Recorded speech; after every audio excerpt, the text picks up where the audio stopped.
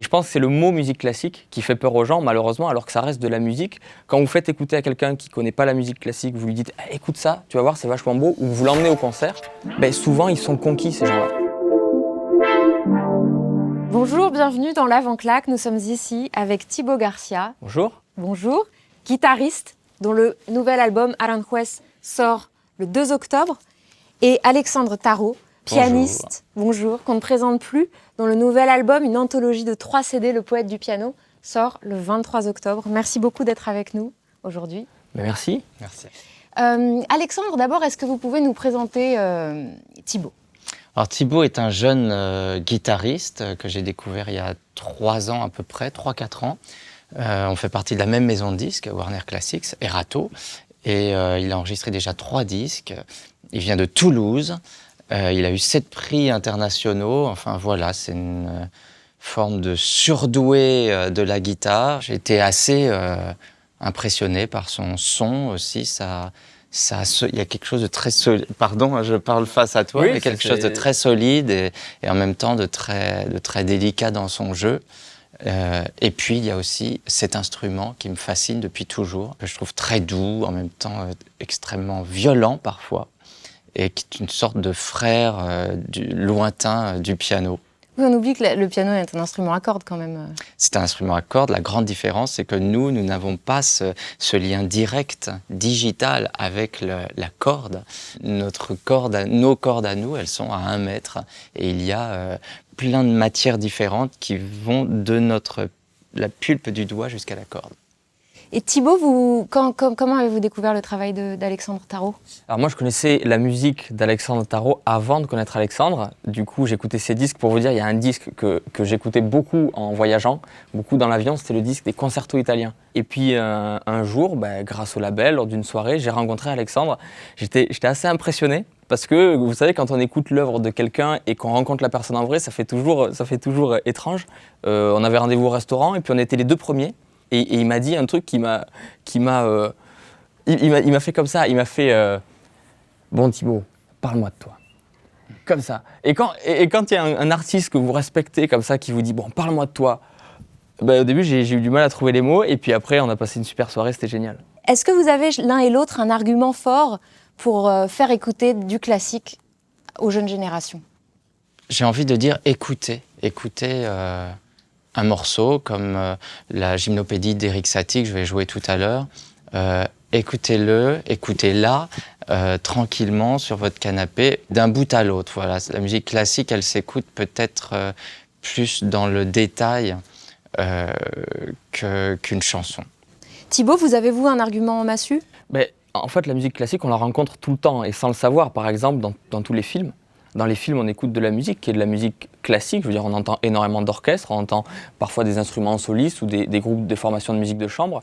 Et je pense que c'est le mot musique classique qui fait peur aux gens, malheureusement, alors que ça reste de la musique. Et moi, j'ai fait le test avec des amis, notamment. Quand vous faites écouter à quelqu'un qui ne connaît pas la musique classique, vous lui dites « écoute ça, tu vas voir, c'est vachement beau », ou vous l'emmenez au concert, souvent, ils sont conquis, ces gens-là. Alexandre, comment vous avez choisi, là, il y a énormément de titres sur votre prochain album, qui est un triple album, qui est un coffret. Comment vous choisissez les titres pour chaque disque ? Un disque, on peut comparer ça à un bouquet avec différentes fleurs. Et puis c'est aussi une architecture assez forte parce qu'il faut que l'auditeur ait des surprises, il faut qu'il y ait des tunnels aussi. Il faut lui dire voilà, on commence par ça, c'est comme une pièce de théâtre. Et puis petit à petit, il va y avoir plusieurs actes, plusieurs directions, et tout ça, ça doit faire partie d'un grand et seul geste. Cet album, en 3 CD, c'est une anthologie. Dans les années 80, on appelait ça un best-of, avec beaucoup de pièces qui ont été enregistrées dans le passé, notamment les 10 dernières années que j'ai passées avec Warner Classics, Erato, et puis aussi quelques vieilles choses d'il y a plus de 10 ans, à l'époque où j'enregistrais dans d'autres labels. Et puis j'ai enregistré pour cette occasion des pièces nouvelles et je me suis amusé à enregistrer des pièces que j'aurais pas l'occasion d'enregistrer pour un autre disque, comme la Marche turque de Mozart ou des choses comme ça. Des fantaisies. Des fantaisies, des pièces assez populaires. Et le poète du piano, ensuite, une fois que vous avez votre bouquet, vous lui donnez un nom ? C'est difficile hein, de donner un titre à une anthologie. Ah oui, je vous le fais pas dire. Donc c'est Alexandre, c'est fait que des superlatifs. Donc ça, c'est pas moi qui l'ai choisi, mais toute l'équipe de Warner. Bon, on avait une liste de titres comme ça qui sont assez fous finalement. Comment appeler qu'est-ce que vous auriez donné comme titre comme ça? Une anthologie d'un pianiste. Pianissime. Le sublime, oui, voilà, le sublime piano Alexandre sublime. Tarot, Voilà. Bah, alors on peut s'amuser. Voilà, là c'était le vraiment un maître du amusement. piano. Thibaut, votre album, donc je l'ai dit, s'appelle Aranjuez. Il est inspiré de l'œuvre d'un compositeur en particulier qui s'appelle Joaquín Rodrigo, vous voulez dire? Oui. D'accord. Et Regino Sainz de la Regino Sainz de la Maza. Voilà. Ça, c'est la castillane. Voilà. Mais est-ce que tu parles espagnol? C'est la même avec personne. Je parle espagnol, ce mon papa bel est accent? espagnol. C'est la j'ai même moitié- personne. Non, pas du tout. En fait, le disque Aranjuez... Voilà, vous allez nous expliquer Mais je vais comment vous vous avez expliquer tout ça. constitué ce disque. Avec grand plaisir. Le disque Aranjuez, on parlait de donner un titre à un disque, c'est pas forcément évident. On a plein d'idées et à la fois, c'est dur de trouver l'idée qui fonctionne. Là, Aranjuez, c'était l'efficacité pour dire de suite qu'est-ce qu'il y a dans ce disque. Il y a le concerto d'Aranjuez, qui est peut-être le plus grand concerto pour guitare jamais écrit. Donc ça dit de suite ce qu'il y a dans le disque. Ensuite, je rejoins Alexandre quand il a parlé de construire un album dans un geste avec une architecture qui est plein de tunnels, qui est des histoires, mais avec une architecture. Et ce disque Aranjuez, j'ai décidé de le construire un peu en miroir avec deux pièces fortes, deux pièces maîtresses qui sont des concertos pour guitare et orchestre, le concerto d'Aranjuez et un concerto méconnu d'Alexandre Tansman, compositeur aussi peu joué, qui est fantastique. Et en face de ces deux pièces en concerto avec orchestre, j'ai décidé de mettre leur reflet en guitare solo. C'est-à-dire le concerto d'Aranjuez est dédié à un compositeur et guitariste qui s'appelle Regino Sainz de la Maza. Donc voici le lien entre les deux Espagnols. Et puis, il y a un lien entre Tansman et un autre compositeur baroque, cette fois-ci, Robert de Visé, puisque Tansman s'est inspiré directement de la musique de Robert de Visé dans son concerto pour guitare. Donc on a un album comme ça, avec une architecture très précise et des miroirs un petit peu entre les pièces. Est-ce que l'un et l'autre, vous avez des inspirations? Quelles sont vos inspirations en dehors du chant, justement, du classique? Alexandre. Alors, Oui, moi, vous avez Alexandre, déjà un oui. peu de réponse, là, vu les disques que j'ai enregistrés. J'ai fait, il y a 3 ans, un hommage à Barbara. Donc ça, c'est une vraie source d'inspiration. C'est-à-dire que je l'ai vu sur scène, je l'ai rencontré brièvement, mais j'ai surtout rencontré tous ses proches, sa famille, et puis ses textes et ses musiques ont été profondément imprimés en moi. Et ce que je voulais dire par ce disque, un artiste de musique classique peut être très inspiré par une musicienne, poète, mais qui ne venait pas du sérail de la musique classique. Thibaut? Je trouve ça vraiment, vraiment intéressant ce que dit Alexandre. Et je pense qu'en effet, pour être inspiré profondément par d'autres arts ou d'autres artistes, il faut le vivre. Il faut les vivre, il faut rencontrer ces artistes, il faut le pratiquer. Et écouter des disques, c'est génial. Moi, j'écoute énormément de musique autre que la musique classique, hein, vraiment. Mais j'arrive pas à dire qu'en écoutant seulement des disques, ça m'inspire dans mon travail, dans ma pratique musicale. Par contre, quand je vais voir des spectacles, que ce soit de danse, que ce soit d'autres styles de musique, ça peut être le flamenco, par exemple, j'ai des amis flamenquistes, là, ça nous nourrit vraiment. Est-ce que vous avez su tout de suite que vous feriez ça et rien d'autre? Est-ce qu'il a été question à un moment pour vous de faire autre chose? Alors, Est-ce que vous pourriez aujourd'hui Ouais, être... moi je voulais vraiment... Je me dirigeais vers une carrière de compositeur et de chef d'orchestre. Et enfant, je regardais la télé et quand il y avait des concerts et je remuais les bras dans tous les sens. Il y avait beaucoup de partitions d'opéra, puisque mon père était chanteur. Donc quand un opéra passait à la télévision, à l'époque il y en avait souvent, j'ouvrais la partition et puis je jouais au chef d'orchestre comme ça. Puis le métier de pianiste s'est imposé de manière assez naturelle comme ça et je l'ai pris au vol.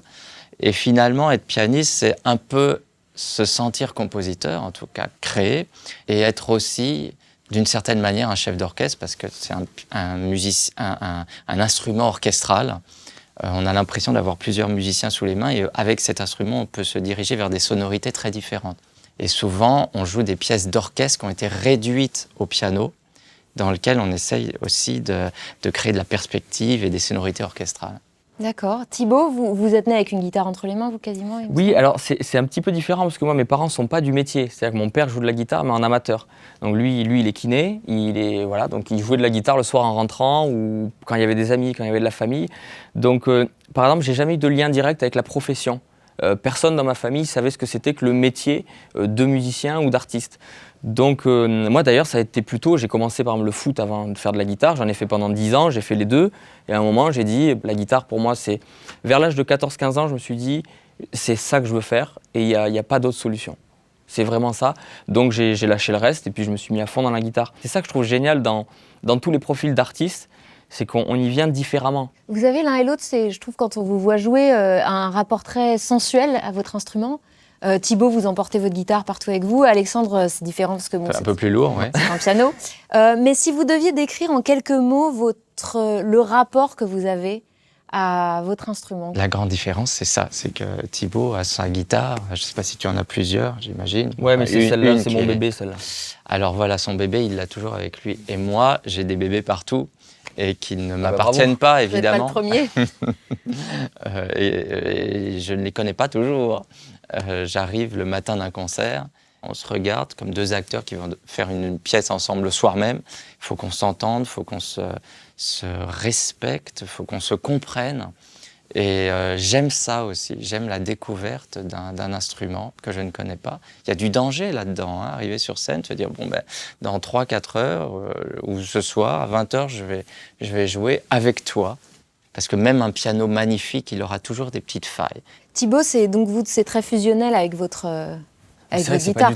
Elle a un petit nom, un truc? Non, elle n'a pas un petit nom, j'en suis pas là. Et puis moi, je crois pas trop, je donne pas les petits noms comme ça, c'est ma guitare, elle a une personnalité. Et c'est vrai qu'on a un rapport très différent par rapport au piano. Moi, je vois ma guitare, c'est ma guitare. C'est-à-dire qu'il n'y a que moi qui la joue tous les jours. Et ça m'est arrivé de prendre des guitares pour des concerts. Par exemple, j'ai pas pu voyager avec la mienne, donc on m'en a prêté une. C'est super déroutant. Je sais pas comment vous faites, vous les pianistes, pour arriver et découvrir un instrument. C'est agréable parce qu'on découvre quelque chose, mais c'est pas... Moi, je sais que ma guitare, elle fait aussi partie maintenant de ma personnalité. C'est mon son. Tu m'as dit tout à l'heure que la première phrase que je t'ai dit, c'est « parle-moi de toi ». Ben, oui. C'est ce qui se passe avec les pianos. J'arrive sur une scène pour la répétition et je lui dis ben, « parle-moi de toi ». Mais je suis pas un piano. C'est exactement, c'est pas un piano, j'avais remarqué. Mais je trouve ça merveilleux de considérer un instrument comme une personne et aller l'interroger. Est-ce que quand vous vous préparez à monter sur scène, quels sont vos rituels? Est-ce que vous avez des petits... Moi, il y a deux choses. Moi, je me fais les ongles, toujours, et je mange un Snickers. Un Snickers? Avant de rentrer sur scène, ouais, toujours. Ok, pour un petit boost. Ouais. Bon, ça peut être d'autres choses, mais c'est pas mal parce qu'il y a les cacahuètes, et le chocolat et le caramel, et ça fait un bon boost. Non, mais c'est vrai, je dis ça en rigolant, mais c'est vrai. Bien sûr, et un grand verre de lait. Et un grand... Non, pas le verre de lait. Moi, je prends une douche chaude. Je fais aussi des exercices parce que j'ai des tocs qui parfois me gênent quand je donne des concerts. Donc, je fais des exercices secrets avec les yeux pendant un quart d'heure dans ma loge. Pardon, c'est beaucoup trop mystérieux. C'est très mystérieux, je laisse ça au mystère, mais c'est aussi un moment, puisque ça dure à peu près 15-17 minutes, c'est un moment de grand calme et de méditation finalement, qui fait beaucoup de bien. Comme un sas, c'est ce que j'aime aussi dans les moments qu'on passe dans les loges, c'est un sas entre la vie réelle et la vie de la scène, qui est pour moi bien plus belle. Et j'ai une toute dernière question avant que vous alliez nous jouer ces morceaux dont vous avez parlé. Quelle est la plus grosse claque que vous soyez prise dans votre vie en concert? Moi, il y a un concert Salle Cortot que j'ai vu c'était il y a un an. C'était Marc Moyon. C'était autour de justement la musique de Forêt. Et en fait, tout simplement, je crois que j'ai pleuré pendant les 3/4 du concert. Et c'est tout. Et il y a juste ça. Il y a des concerts où on est pris d'une émotion, où ça nous lâche pas. Et alors, je pense que la musique y est pour quelque chose, les artistes aussi. Le moment dans notre vie aussi, il y a des moments qui sont plus ou moins tristes et ça participe aussi, c'est un tout. Et je crois que Marc Moyon et Anne Le Bozec autour de la musique de Forêt, c'était exceptionnel. Alors, j'avais 17 ans, je suis allé au Théâtre du Châtelet et j'ai découvert Barbara, que je connaissais bien au disque, que j'écoutais dans mon petit Walkman, dans mon lit. Et elle est rentrée sur scène. J'ai pleuré comme toi, et puis avec Barbara, on criait, enfin, il y a des gens s'évanouissaient dans la salle.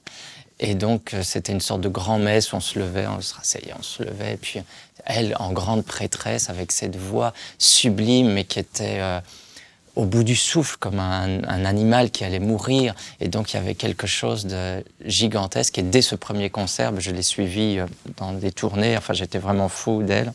Mais ce premier concert a changé ma vie. On peut dire qu'un concert, qu'il soit Salle Cortot ou au Théâtre du Châtelet ou ailleurs, peut changer le cours d'une vie.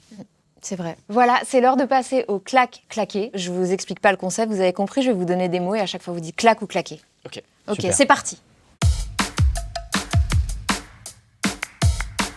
Claque. Ah, claque. Énorme claque. Ouais, super claque. Ni l'un ni l'autre. Ah, c'est claqué. Claqué. Claqué. Surtout à Paris, les klaxons, dès que le feu passe au vert, tu te fais klaxonner, c'est super claqué. Joker. Claquissime. Claque. Claque. Claque. Claqué. Je sais pas siffler et ça m'énerve. Claque. Énormissime claque. Oh, oui, claque. Claque.